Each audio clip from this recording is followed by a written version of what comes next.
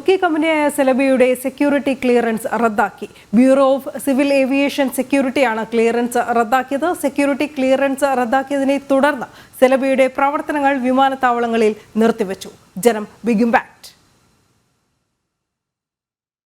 രാജ്യസുരക്ഷയുമായി ബന്ധപ്പെട്ട സംശയങ്ങൾ ഉയർന്നതിനെ തുടർന്നാണ് കേന്ദ്ര സിവിൽ ഏവിയേഷൻ മന്ത്രാലയം നടപടികൾ ആരംഭിച്ചത്. സെലബിയുടെ പ്രവർത്തനങ്ങൾ പരിശോധിക്കുന്നതായി മന്ത്രാലയം അറിയിച്ചിരുന്നു.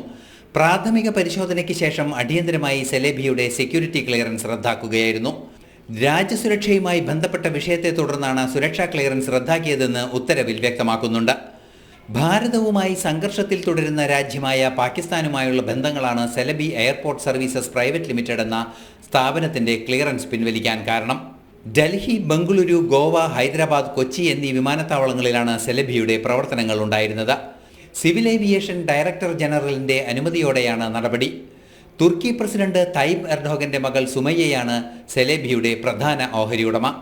ഇവരുടെ ഭർത്താവിന്റെ ഉടമസ്ഥതയിലുള്ള കമ്പനിയാണ് ഇന്ത്യക്കെതിരെ ആക്രമണം നടത്താനുള്ള ഡ്രോണുകൾ പാകിസ്ഥാന് നൽകിയത്. നാഷണൽ ഡെസ്ക്, ജനം.